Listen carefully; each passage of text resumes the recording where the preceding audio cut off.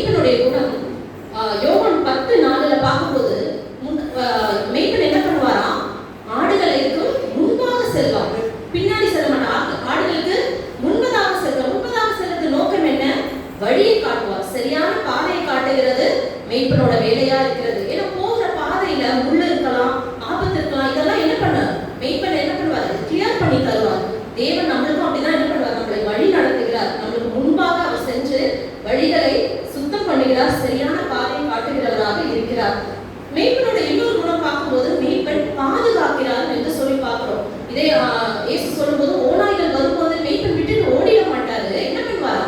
ஆடுகளை பாதுகாப்பார் சொல்லி வாசிக்கிறோம். ஆபத்திலிருந்து வியாதிகளிலிருந்து பாதுகாக்கிற ஒரு வேலை யாருக்கு கொடுக்கப்பட்டிருக்குது? மேய்ப்பனுக்கு கொடுக்கப்பட்டிருக்கிறது. அது மாத்திரமல்ல, இதே யோவான் 10:11 வாசிக்கும் போது மேய்ப்பன் என்ன பண்றார்? தன் ஆடுகளுக்காக ஜீவனையே கொடுக்கிறார். அதை விட இந்த ஒரு ஆட்டுக்காக ஒரு உயிரை விட முடியுமா அப்படின்னு மேய்ப்பனோட குணம் அது. அதுதான் இயேசுவோட குணமும் கூட இல்ல. அதனாலதான் இங்க தாவீது என்ன சொல்றார்? கர்த்தர் என் மேய்ப்பரா இருக்கிறார், நான் என்ன பண்ண மாட்டேன், தாழ்ச்சி அடைய மாட்டேன்னு சொல்லி ரொம்ப உறுதியாக இந்த ஆசீர்வாதத்தை சொல்லுகிறார். கர்த்தர் யெகோவா ஈரே என்று நம்ம சொல்றோம். யெகோவா ஈரே, கர்த்தர் என்ன பண்ணுவார்? நம்மளோட தேவைகளை எல்லாம் சந்திப்பார். எப்படி ஒரு மேய்ப்பன் ஒரு ஆடுகளை தேவைகளை சந்தித்த சரியாக வழி நடத்தி தேவைப்படும் போது தன் ஜீவனையும் கொடுக்கிறாரோ, அதே வண்ணமாக கர்த்தர் நமக்கு யெகோவா ஈரேவாக இருந்து நம்மளை வழி நடத்துவார்.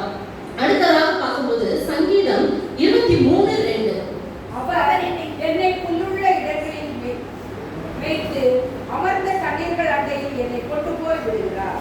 இந்த வார்த்தை இந்த வசனத்துல பார்க்கும்போது அமர்ந்த தண்ணீர்கள் சொல்லும்போது அது என்ன குறிக்குது? ஸ்டில் வாட்டர்ஸ், குவைட் வாட்டர்ஸ் சொல்லும்போது சமாதானத்தை குறிக்கிறது. யெகோவா தேவனின் இன்னொரு நாமம் எதுன்னு சொல்லும்போது யெகோவா ஷாலோம். யெகோவா ஷாலோம் என்றால் கர்த்தர் என் சமாதானம். கர்த்தர் என் சமாதானம். நியாயாதிபதிகள் 6:24 தான் இந்த வார்த்தை முதலாக கொடுக்கப்படுகிறது. கிதியோன் ஒரு பலிபீடத்தை, தேவனுக்கு என்று ஒரு பலிபீடத்தை கட்டி அவர் வைக்கிற நாமம் தான் இது, யெகோவா ஷாலோம், கர்த்தர் என் சமாதானம். The Lord is peace அப்படின்னு சொல்றார். சங்கீதம் 29:11 கர்த்தர் தமது ஜனத்திற்கு சமாதானம் அருளி. கர்த்தர் தமது ஜனத்துக்கு என்ன கொடுக்கிறாரா? சமாதானத்தை தருகிறார். ஏன்னா சமாதானத்தை கொடுக்கக்கூடியவர் யாரு? இயேசு கிறிஸ்து. அந்த வாக்குத்தத்தத்தை நமக்கு கொடுத்திருக்கிறார். இதை நம்ம என்ன பண்ணணும்? சுதந்திரத்திக் கொள்ளணும். சமாதானம் நம்ம வாழ்க்கையில எல்லாருக்குமே ரொம்ப ரொம்ப முக்கியமான ஒண்ணு. வேலைக்கு போயிட்டு வீட்டுக்கு வந்த உடனே உங்க கணவர்கிட்ட ஏதாவது ஒன்று குறை சொன்னீங்கன்னா என்ன சொல்லுவாங்க? வேலையை முடிச்சு இப்பதான் வரேன், சும்மா நிம்மதியே இருக்க மாட்டேது இந்த வீட்டுலன்னு சொல்லுவாங்கல்ல. இது ரொம்ப ஆஃபனா கேட்கிற ஒரு டைலாக். இப்படா வீட்டுக்கு வரலான்னு நீ ஒரு பிரச்சனையோட காத்துட்டு இருக்க, நிம்மதியே இல்லைன்னு சொல்றாங்க. நம்ம ஒரு ஒர்க் பிளேஸ்ல போய் ஒர்க் பண்ணா என்ன நினைப்போம்? இந்த ஆஃபீஸ் எனக்கு பிடிச்சிருக்கு, ஏன்னா ஒரு பீஸ்ஃபுல்லான என்வாயன்மெண்ட்னு சொல்லுவோம்ல. ஏன்னா சமாதானமா இருக்கும்போது நம்மளுக்கும் என்ன பண்ண முடியும்? அங்க ஒரு பீஸ்ஃபுல்லான லைஃப் கிடைக்கிறத பார்க்கிறோம். மனசு சரியில்லை, இல்லைன்னா நிம்மதியே இல்லை, ரொம்ப கஷ்டமா இருக்கும் போது நம்ம என்ன சொல்லுவோம்? கொஞ்ச நேரம் சர்ச்சுக்கு போயிட்டு வரலாம், ஏன்னா சமாதானமா இருக்கும். கொஞ்ச நேரம் ஜெபம் பண்ணலாம், சமாதானமா இருக்கும்னு சொல்லி நம்ம நினைப்பது உண்டு. ஏன்னா சமாதானம் மிகவும் அவசியமான ஒன்றாக இருக்கிறது. யோவான் 14:27 வாசிக்கலாம். யோவான் 14:27.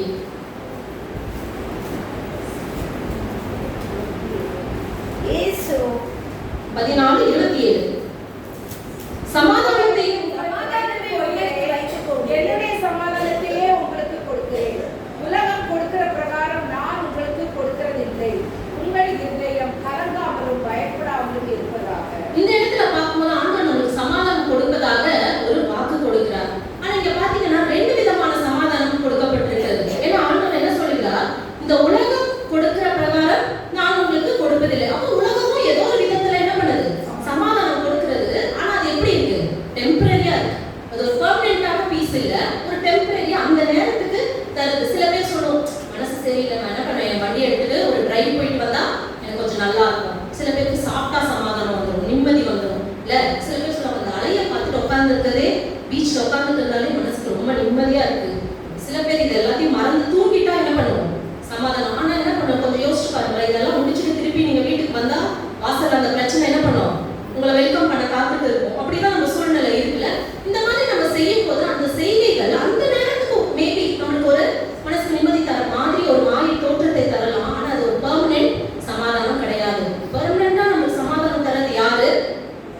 இயேசு கிறிஸ்து மாத்திரமே. அவர் சொல்லுகிறார், இந்த உலக பிரகாரமாக உலகம் கொடுக்கிற மாதிரி நான் கொடுக்கிறதில்லை. நீங்க உங்கள் இருதயம் கலங்காமலும் பயப்படாமலும் இருப்பதாக. கர்த்தர் கொடுக்கிற சமாதானம் ஒரு நிரந்தர சமாதானமாக இருக்குது. அது உள்ளான சமாதானமாக இருக்கிறது. ஏன்னா அவருடைய நாமம் என்னது?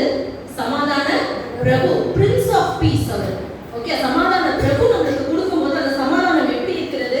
நிரந்தர சமாதானமாக இருக்கிறதை நம்ம பார்க்கிறோம். அநேக நேரம் நம்ம தப்பா புரிஞ்சுக்கிறது என்ன தெரியுமா? பணம் இருந்தா இந்த பிரச்சனை எல்லாம் சரியாயிடும், நம்ம ப்ராப்ளம் எல்லாம் சால்வ் ஆயிட்டாலே என்ன பண்ணுவோம்? பீஸ்ஃபுல்லா இருப்போம்னு நினைக்கிறோம்ல. ஆனா யோசிச்சு பாருங்க, வேதத்துல அநேகர் இருக்கிறாங்க. முக்கியமா யாக்கோபை குறித்து நம்ம பார்க்கும்போது அவர் ஒரு பரம்பரை பணக்காரர், தாத்தா பணக்காரர், அப்பா பணக்காரர்,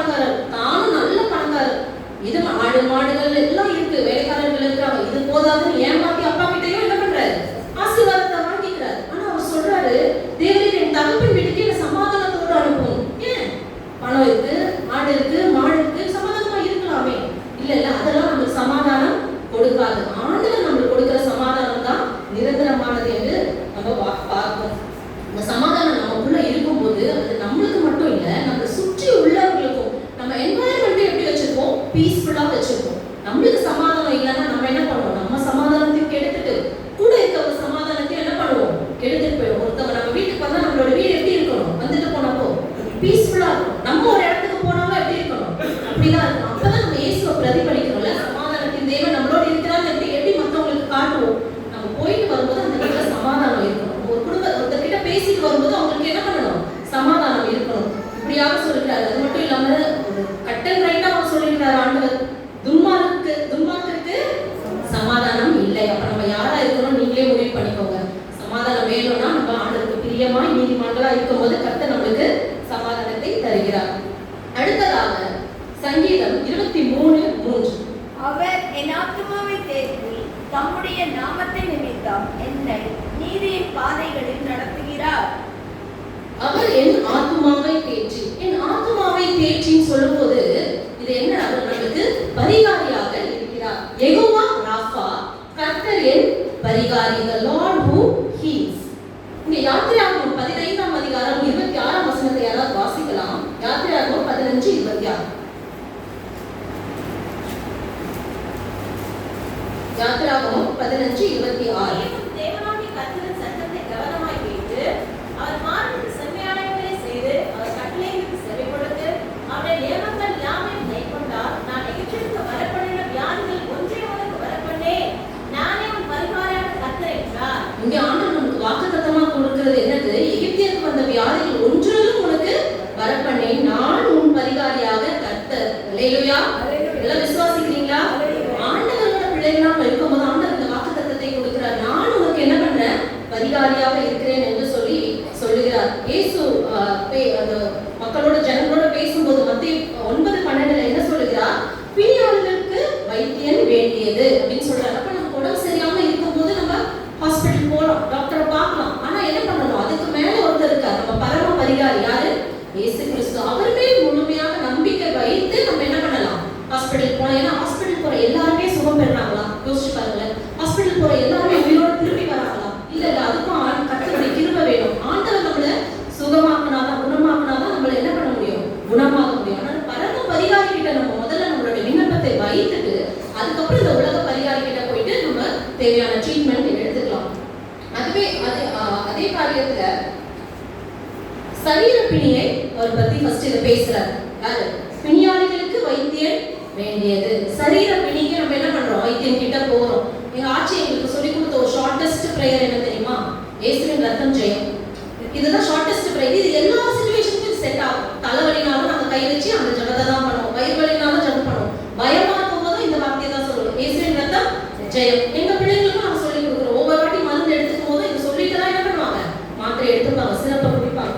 ஆண்டவர் நம்மளுக்கு சுகத்தை அளிப்பதாக சொல்லுகிறார். சங்கீதம் 103:3 யாராவது வாசிக்கலாம்? சங்கீதம் 103:3.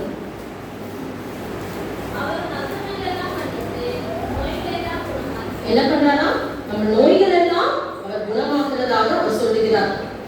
யாத்திராகமம் 15:26 நம்ம வாசித்ததுல அவர் சொல்லுகிறார், எகிப்தில் வந்த வியாதிகளிலும் நம்மளுக்கு ஒன்றையும் வரவிட மாட்டாராம்.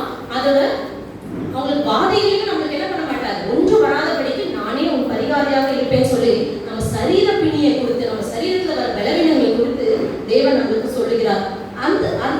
அதை மட்டும் நம்ம சரீரத்துல இருக்கிற பலவீனங்களை மட்டும் மாற்றுகிற தேவன் அல்ல, நம்மள ஆத்தும பிணியையும் அவர் என்ன பண்ணுகிறார்? குணப்படுத்துகிறார். நம்ம சரீரம் நல்லா ஹெல்த்தியா இருந்து நம்ம ஆத்துமா நோயுற்றதாக இருக்கும்னா நம்ம எங்க போவோம்? நரகத்துக்கு போவோம். அது ஆண்டவருடைய விருப்பம் இல்ல. ஒருவரும் கெட்டு போகிறது கர்த்தருக்கு சித்தம் அல்ல. ஒரு பாவி மனம் திரும்புறதுனால பரலோகத்தில் சந்தோஷம் உண்டாகும் வாசிக்கிறோம்ல. அப்போ ஆண்டவர் நம்ம ஆத்தும பிணியை என்ன பண்றாரு? குணப்படுத்துகிறார். ஆத்தும பிணியை எப்படி குணப்படுத்துகிறாராம்? சங்கீதம் 107:20 யாராவது வாசிக்கலாம்? சங்கீதம் 107:20. அவர் தமது வசனத்தை அனுப்பி அவர்களை குணமாக்கி அவர்களை அழித்து தப்புவிக்கிறார். எப்படி நம்ம குணமாக்குறார்? வசனத்தை அனுப்புகிறார். நம்ம பிரசங்கம் மூலமாக, பாடல்கள் மூலமாக, ஒரு நாள் நம்மளுக்கு நம்ம பாஸ்டர் மூலமா அனுப்புற வசனத்தினால நம்ம ஆத்மா என்ன பண்ணும்? குணமடைகிறத நம்ம பார்க்கிறோம். அப்படி குணமடையும் போது என்ன பண்றாரு? அழிவுக்கு தப்புவிக்கிறார். எது அழிவு? ஆத்மா எங்க அழிந்து போகும்? நரகத்துக்கு போயிடக்கூடாதுல்ல. அதுக்காக ஆண்டவர் என்ன பண்றார்? வார்த்தைகளை அனுப்பி நம்ம ஆத்துமாக்களை குணப்படுத்துகிறதாக பார்க்கிறோம். இதே நம்ம வாசித்த மத்தேயு 9:13 பார்க்கும்போது ஆண்டவர் சொல்லுகிறார், நீதிமான்களை அல்ல பாவிகளையே மனம் திரும்புறதுக்கு அழைக்க வந்தேன். நீதிமான்களுக்காக நான் வரல, கெட்டு போகிற ஆத்துமாக்காக தான் நான் என்ன பண்றேன்? வந்திருக்கேன்னு சொல்லி ஆத்தும பிணியையும் அவர் குணப்படுத்துகிறவராக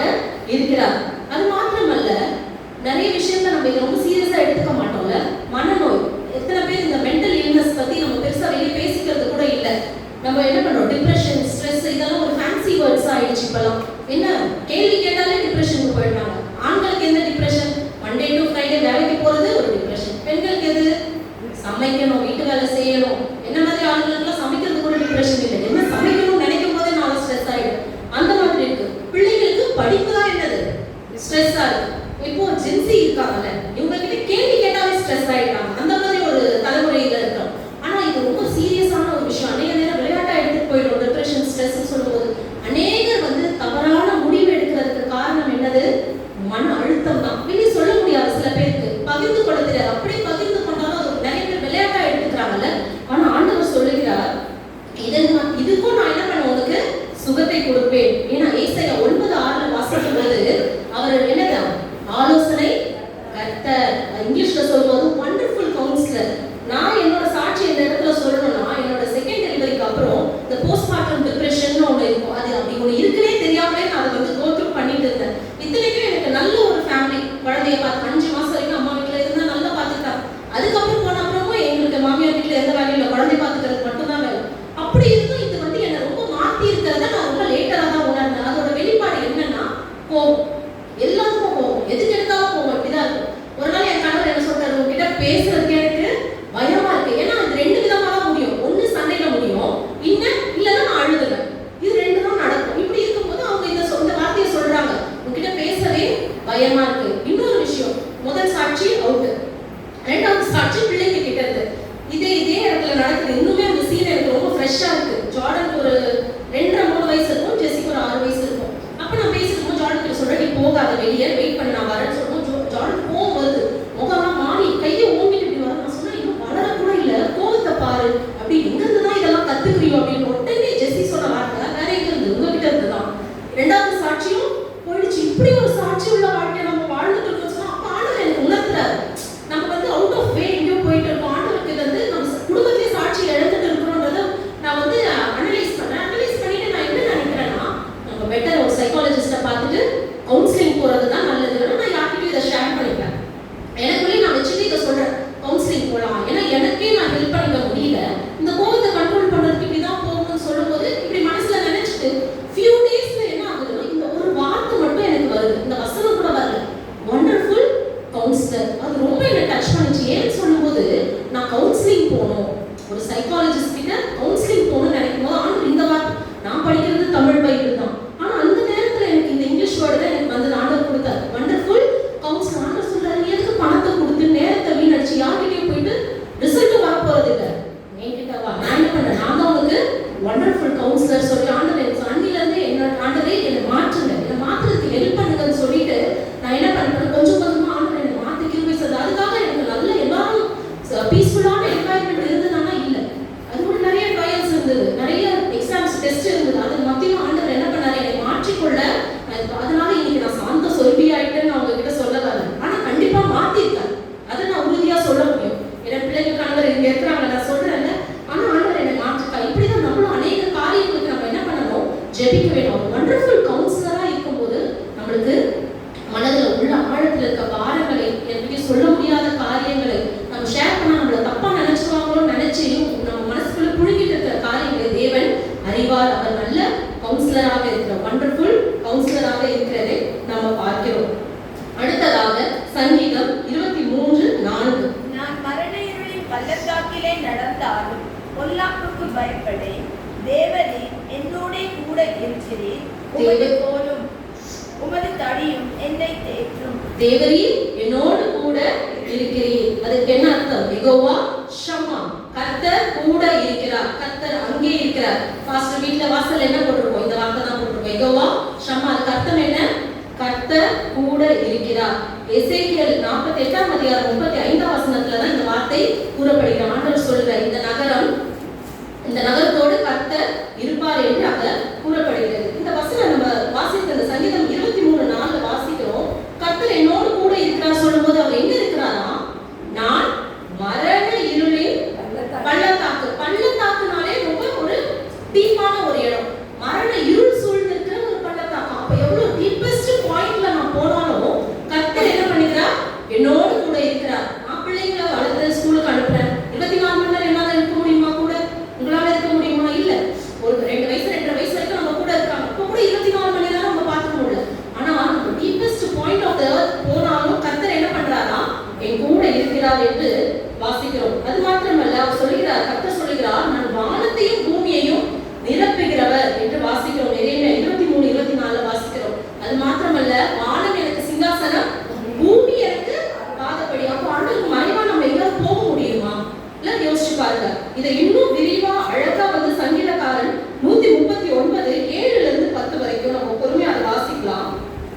சங்கீதம் 139 7 உம்முடைய ஆவிக்கு மறைவாக எங்கே போவேன்?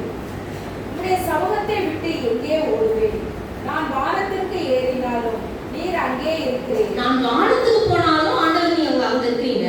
அடுத்து நான் பாதாளத்தில் படுக்கை போட்டாலும் நீர் அங்கேயும் இருக்கிறீர். நான் பாதாளத்துக்கு அடியில போனாலும் பள்ளத்துல போனாலும் அங்கேயும் இருக்கிறீங்க.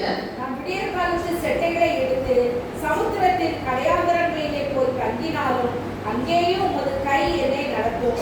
சமுத்திரத்தின் கடையாந்தரம் போனாலும் நீங்க அங்க என்னோட இருக்கிறீங்க. வலதுகரம் என்னை பிடிக்கும். ஆமென்.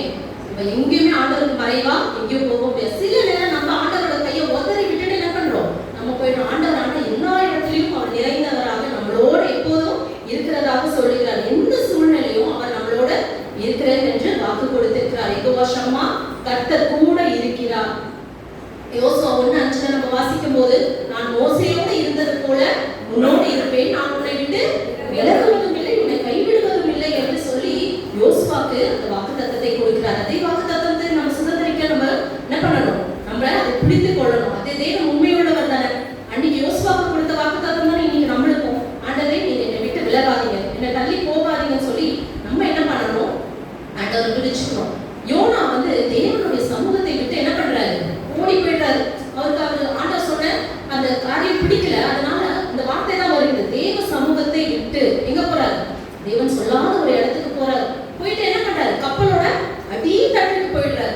நம்ம ரீசெண்டா கூட இந்த பிரசங்கத்தை கேட்டோம்ல, காணாதவர் போல இருக்கிறார் அப்படின்னு சொல்லிட்டு. அப்போ இந்த கப்பலின் அடித்தட்டுல போயிடுறாரு. என்னன்னா, தேவனுக்கு மறைந்து நான் இருக்கிறேன் அப்படின்னு சொல்லுவோம். ஆண்டவர் என்ன பண்றாரு? அடித்தட்டுக்கு வர்றாரு. அப்பா நீ எல்லாரோட கும்பலா டிராவல் பண்ணாத, இவன் அவங்க சோலுட்டு போறோம் கூட்டிட்டு போறேன்னு சொல்லிட்டு என்ன பண்றாரு? ஒரு மீனை ஆயத்தம் பண்ணி அதற்குள்ள 3 நாள் வைத்து தேவன் கொண்ட சித்தத்தை படி நிறைவேற்ற யோனாவை கொண்டு போகிறதை நம்ம பார்க்கிறோம். அந்த அடித்தட்டுல இருந்தாலும் ஆண்டவர் அங்க போறாரு. சகேயுவை பார்க்கும்போது மரத்துக்கு மேல ஏறிடுறாரு. இயேசு என்ன பார்க்க வேண்டாம், நான் இயேசுவை பார்த்தா போதும்னு சொல்லிட்டு மரத்து மேல இருந்து பார்க்கறாரு. இயேசுவை பார்த்துட்டு என்ன சொல்றாரு? பேர் சொல்லி அழைக்கிற சகேயுவே வா சொல்லி இயேசு என்ன பண்றாரு? அழைக்கிறார். நம்ம ஆண்டவரை விட்டு எங்க போகணும் நம்ம நினைச்சாலும் ஆண்டவர் என்ன பண்ண மாட்டார்? விட மாட்டார். ஆண்டவர் நம்மளோடு இருப்பதாக அவர் வாக்குத்தத்தம் தந்திருக்கிறார். அது மாத்திரமல்ல, இயேசுவான சிலுவையில் அறையப்பட்டு உயிரோடு எழுந்து பரமேறுவதற்கு முன்னாடி நம்ம கொடுத்த வாக்குத்தத்தம் என்ன தெரியுமா? யாராவது ஒருவர் வாசிக்கலாம். மத்தேயு 28:20. மத்தேயு 28:20.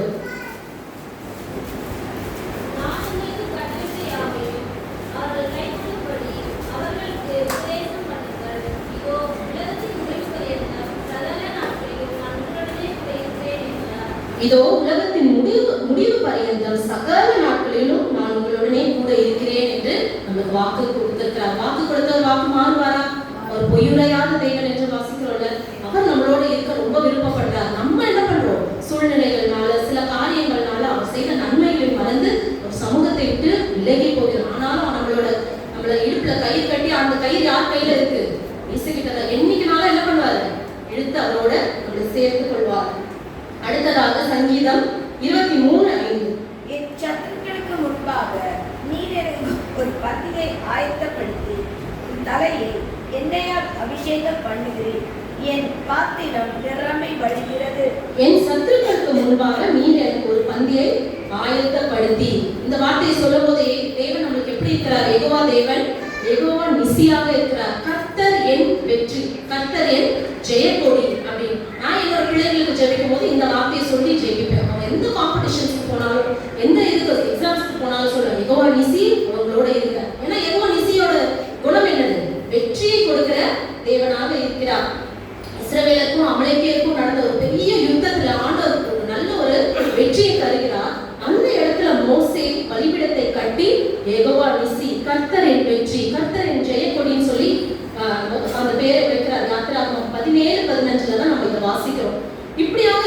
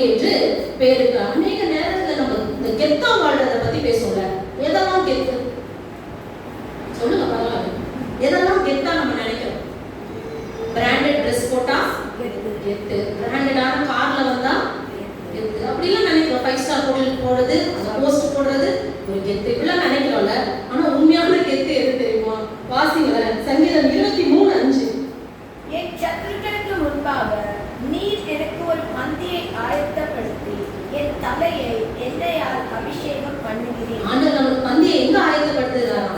சத்துருக்களுக்கு முன்னாடி. யாரு நீங்க நல்லா இருக்க கூடாதுன்னு நினைச்சாங்களோ, யார் நீங்க வீழ்ந்து போகணும்னு நினைச்சாங்களோ, யாரு இவங்க வந்து உயர்ந்துடவே கூடாதுன்னு நினைச்சாங்களோ, அப்படிப்பட்ட சத்துருக்களுக்கு முன்பாக ஆண்டவர் என்ன பண்றார்? பந்தியை யார் மூலியமாக இல்ல, கர்த்தரே பந்தியை ஆயத்தப்படுத்துகிறதாக பார்க்கிறோம். சரி, சத்துரு யாரு? நம்மளோட மைண்ட் எவ்வளவு போகும்? மேக்சிமம் வீட்டுக்குள்ளேயே தான் இருக்கும். என் பொண்டாட்டி தான் சத்துரு, என் கணவர் தான் சத்துரு, என் பிள்ளைங்க சத்துரு, அப்புறம் அடுத்தது கட்டம் மாமியார், நாத்தனார், இப்படி போகும். ஆனா மேபி அது காரணம் என்னன்னா, ஆண்டவரோட அன்பு நமக்குள்ள இல்லாததுனால தான் நம்ம மனுஷங்களை என்ன பண்றோம்? சத்துருவா பார்க்கறோம்ல. ஒருவேளை ஆண்டவரோட அன்பு நம்ம மனசுல இருக்குமோ மன்னிச்சுவோம் தானே. என் பையன் ஒரு தப்பு பண்ணா நான் மன்னிப்பேனா மாட்டேன்? மன்னிப்பேன். ஏன்னா எனக்கு அவனை பிடிக்கும்ன்றது அந்த வார்த்தை. அப்போ நம்மளுக்கும் மற்றவங்க மேல தேவனுடைய அன்பு நமக்குள்ள இருக்கும்போது நம்ம ஈஸியா மனுஷங்களை என்ன பண்ணலாம்?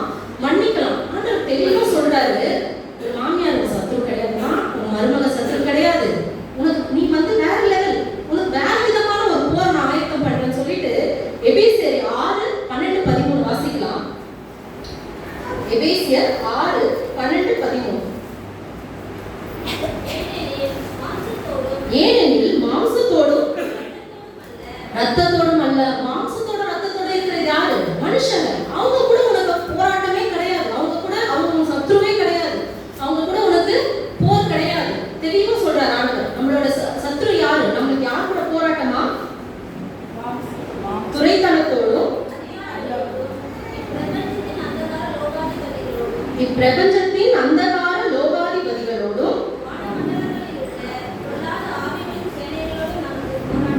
பொல்லாத ஆவிகளின் சேனைகளோட தான் நம்மளுக்கு போராட்டம். நம்ம லெவல் தெரியாம நம்ம என்ன பண்ணிட்டு இருக்கோம்? மனுஷங்களோட சண்டை போட்டுட்டு இருக்கோம். இல்ல, சாத்தானோட தான் நம்மளுக்கு சண்டை, அவனோட போர், அவனோட சேனையோட தான் நம்மளுக்கு சண்டை அப்படின்னு சொல்றாரு. அப்ப நம்ம என்ன பண்ணணும்?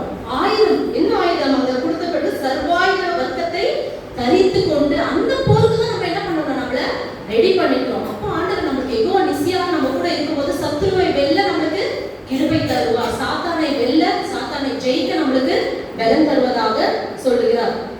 அப்போ ஆண்டவர் என்ன சொல்றாரு? நம்ம விழுந்து போகணும்னு நினைக்கிறது யாரு? சாத்தான். இல்ல, நம்ம பரலோகத்துக்கு போயிடவே கூடாதுன்னு நினைக்கிறது யாரு? சாத்தான். அவன் வந்து அவனோட இதுக்கு வந்து ஆள் செய்துட்டு இருக்கிறார். நம்மளும் என்ன பண்றோம்? சாத்தானுக்கு ரொம்ப ஸ்ட்ரெயின் கொடுக்காதபடி ஈஸியா என்ன பண்ணிடுறோம்? அநேக நேரம் போயிடுறோம்ல, ஒரு போராட்டமே இருக்க மாட்டேது, ஈஸியா விழுந்து போயிடும். அதனால அந்த சத்துருக்கு முன்பதாக ஆண்டவர் நம்மளுக்கு ஒரு பந்தியை ஆயத்தப்படுத்துகிறார். சாத்தானை எதிர்த்து நம்மளுக்கு என்ன பண்ணுறார்?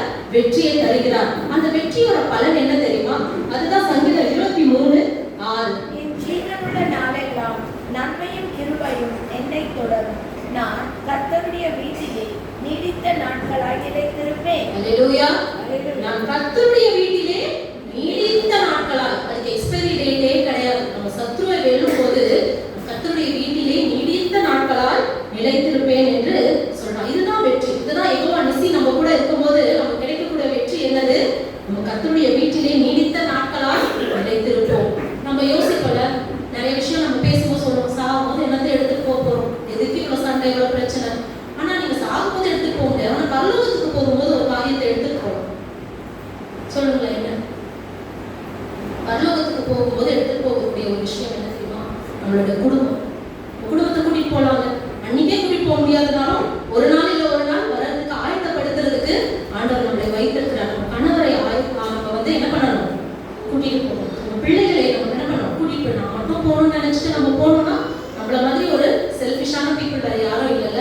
எப்படி ஒரு கல்யாணத்துக்கு பத்திரிக்கை வச்சா குடும்பமா போவோம், அந்த மாதிரி ஆண்டவருடைய சமூகத்துக்கு போகிறதுக்கு நம்ம என்ன பண்ணணும்? குடும்பமா போக ஆயத்தப்படுகிறதுக்கு நம்ம என்ன பண்ணணும்? பிரயாசப்படணும். சத்துருவின் சேனையை எதிர்க்க நம்மளுக்கு என்ன பண்ணணும்? ஆண்டவர் கிட்ட பலனை கேட்டு, யெகோவா நிசி என்னோடு இருந்து எனக்கு சத்துருவின் சேனை எதிர்க்க பலன் தாங்கன்னு சொல்லி நம்ம கேட்போம். நம்ம குடும்பமா பரலோகத்துக்கு போகிறதுக்கு நம்ம என்ன பண்ணணும்? நம்மை தயார்படுத்திக் கொள்ள வேண்டும். இதுதான் நம்ம இன்னைக்கு கற்றுக்கொள்ளக்கூடிய யெகோவா தேவனின் 5 நாமங்கள். முதலாவது எது?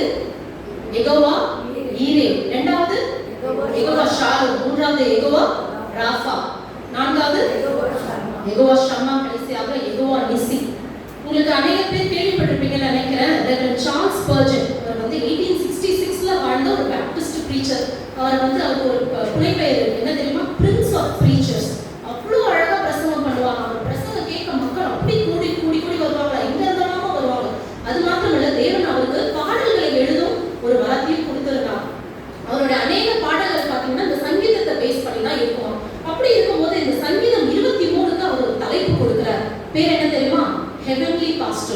அப்படின்னா பரலோக மேய்ப்பன். இந்த சங்கீதத்தை படிக்கும்போது யாரோட வெறும் ஆடு மேய்க்கிற மேய்ப்பனை பத்தி பேசல, கர்த்தரின் மேய்ப்பன். அப்போ பரலோக மேய்ப்பனை பத்தி நம்ம என்ன பண்றோம் இங்க பாக்குறோம். இந்த பரலோக மேய்ப்பனோட காரியங்கள் என்ன நம்ம பார்க்கணும், ஒரு மேய்ப்பனோட குணங்கள் என்னன்னு பார்க்கணும். இதே பொறுப்பு இன்னும் 2 பேருக்கு கொடுக்கப்பட்டிருக்கிறது. தெரியுமா யாருக்கு? பரலோக மேய்ப்பனோட வேலை இந்த பூமியில இருக்க 2 பேருக்கு கொடுக்கப்பட்டிருக்கிறது. ஒண்ணு, சபை என்னும் மந்தையை மேய்க்கும்படி சபையின் போதகருக்கு கொடுக்கப்பட்டிருக்கிறது. எல்லா ஆடுகளும் நல்ல ஆடுகளா? எல்லாமே கீழ்ப்படியுமா? எல்லாமே சரியா வருமா? இல்ல. ஆனாலும் பொறுமையோடு என்ன பண்ணணும்? மேய்ப்பன் தன்னுடைய மந்தையை பொறுமையாக மேய்த்து அக்கறைக்கு கொண்டு செல்கிற ஒரு வேலையை ஆண்டவர் என்ன யாருக்கு கொடுத்திருக்காரு? ஆண்டவர் பாஸ்டர், போதகருக்கு. அதனாலதான் நம்ம ஆயர் என்று சொல்லி நம்ம கூப்பிடுவோம். ஆயர், ஆயன் அப்படின்னு சொல்லி கூப்பிடுறதுக்கு அவர் மீட்பர். ஆடு என்னும் சபை என்னும் ஆடுகளை மேய்த்து அக்கறையில் சேர்ப்பார். இதே பொறுப்பு இன்னொருத்தருக்கும் கொடுக்கப்பட்டிருக்கிறது. யார்? ஆண்களுக்கு, கணவன்மார்கள், தகப்பன்மாருக்கு இதே பொறுப்பு கொடுக்கப்பட்டிருக்கிறது. நான் வேலைக்கு போக சம்பாதிப்பேன், எனக்கு கேள்வி கேட்காத என் இஷ்டப்படி வாழ்வேன்றது கிடையாது. ஆண்டவர் உங்களை அழைத்திருக்கிறார் எதற்கு? குடும்பத்தை நடத்துவதற்கு. குடும்பத்தை நடத்துறது நம்ம எப்போ பாரு என்ன பண்றோம்? ரெஸ்பான்சிபிலிட்டியா பொம்பளைங்க சைடு தள்ளி விட்டுறோம்ல. நீ பாத்துக்கணும், என்ன பண்ணிடும் இல்ல. டிசிஷன் ஆண்கள் எடுக்கணும். கர்த்தரிடத்தில் ஜெபித்து ஆண்கள் டிசிஷன் எடுக்கணும். குடும்பத்தை நடத்துறது ஆண்களோட வேலையா இருக்கும். அதுக்கு என்ன பண்ணணும்? உங்களுக்கும் ஆண்களுக்கும் உள்ள கனெக்ஷன் எப்படி இருக்கணும்? நல்லா இருக்கணும். சுயத்துல எடுக்கிற முடிவுகள் இல்ல. மனைவியை ஆதரிக்கிறது, பிள்ளைகளை ஆதரிக்கிறது. ஒரு நாளும் நீங்க சொல்லாதீங்க நான் சம்பாதிச்சு போற வாய முடிக்கு சாப்பிடு, இல்லைன்னா சம்பாதிக்கிறேன் என் இஷ்டத்துக்கு பண்ணுவேன். உனக்கு வந்து என்ன பண்ண வீட்டுல உட்காந்துருக்க, உனக்கு என்ன என் கஷ்டம் தெரியும் நம்ம சொல்லவே கூடாது. ஏன்னா ஆண்டவர் அது உங்களுக்கு கொடுத்த பொறுப்பு. குடும்பத்தை நடத்துவது உங்களுக்கு கொடுத்த பொறுப்பு. அது ஒரு நாளும் முறுமுறுப்பு இல்லாம நீங்க என்ன பண்ணணும்? செய்ய வேண்டும். நீங்க நடத்த வேண்டிய வழியில என்ன பண்ணணும்? குடும்பத்தை நடத்தி நீங்களும் ஒரு போதகர் போல என்ன பண்ணணும்? அக்கறையில உங்க பிள்ளைகள் மனைவிகளும் என்ன பண்ணணும்? சேர்க்கணும். இவ்வளவு நாள் நீங்க பண்ணலன்னா ஓகே பரவாயில்ல. ஆனா இன்னில இருந்து என்ன பண்ணுங்க? அதுக்கு ஒப்பு கொடுங்க. ஆண்டவரே நீர் விரும்புகிற மேய்ப்பனாக நான் என் குடும்பத்துக்கு இருக்கணும் அப்படின்னு சொல்லும்போது எக்ஸ்ட்ரீம் எங்க தெரியுமா போறாரு? மேய்ப்பன் ஜீவனையும் கொடுக்குறான். யாரெல்லாம் உங்க வயிற்காக உயிரை கொடுப்பீங்க அப்படின்னு நான் கேட்கல. ஆனா அப்படி ஒரு சூழ்நிலை வரும்போதும் கொடுக்க தயாராக இருக்கணும். அதுதான் அன்புல. இயேசுவோட அன்பு அதுதானே. நம்மளுக்காக ஜீவனை கொடுத்தாரு. அதே உங்களுக்கு தான், அதே குணத்தை தான் உங்களுக்கு ஆண்டவர் கொடுத்திருக்கிறார். கணவனோட வேலை என்னது? பாதுகாப்பது, குடும்பத்தை வழி நடத்துவது, தேவைப்பட்டால் ஜீவனையும் கொடுக்கிற ஒரு மனசு இருக்கும். ஜீவனை கொடுக்க வேண்டாம், ஆனா அந்த அன்பு இருக்கணும். அப்படி இருக்கும்போது நம்ம என்ன பண்ணலாம்? சரியான ஆண்டவர் பரலோகத்துக்கு அநேகரை கொண்டு செல்வதற்கு ரொம்ப ஒரு ஈஸியான வழியாக இது அமையும். அதுக்கு முதல்ல நம்ம என்ன பண்ணணும்னா ஆடாக நம்ம மாறணும். ஆண்டவர் நமக்கு மெய்ப்பனா இருக்கணும்னா ஆடா நம்ம மாறணும். ஆடு பாத்தீங்கன்னா எப்பவுமே ஒரு முட்டாள்னு சொல்லி ஈஸியா சொல்லுவோம். அப்படி கிடையாது. ரொம்ப புத்திசாலியான ஒரு மிருகம். அதுக்கு ஒரு ஸ்மெல் சென்ஸும் ஹியரிங் சென்ஸும் ரொம்ப ஷார்ப்பா இருக்குமா. ஆனா அது என்ன தெரியுமா? ஒரு வீக்கான மிருகம். என்னைக்காவது ஒரு ஓடாயிரம் ஜெயிச்சதை பார்த்து போமா? ஒரு ஆடு ஒரு சிங்கத்துக்கிட்ட மாடும்போது ஆடு ஜெயிச்சிருக்கா? இல்ல. வீக்கானது. அப்படி நம்ம வீக்கானவங்களா நம்மளை உணர்ந்து அக்செப்ட் பண்ணிட்டு நம்ம என்ன பண்ணணும்? ஆண்டவரே நீர் என் மேய்ப்பனா இருந்து என்னை என்ன பண்ணுங்க? வழி நடத்துங்க, தேவைகளா சந்திங்க. எனக்கு எகோ ஷமாவாக இருங்க, எகோ ஷாலமாக இருங்க, எகோ நிசியாக இருங்க, எகோ ராஃபாவாக இருங்கன்னு சொல்லி நம்ம என்ன பண்ணணும்? நம்ம ஆடாக ஒப்பு தாழ்த்தி நம்ம இருக்கிற நிலைமையில இருந்து தாழ்த்தி ஆண்டவர்கிட்ட ஒப்பு கொடுக்கும் போது அவர் என் மேய்ப்பர், நம் மேய்ப்பர் கூட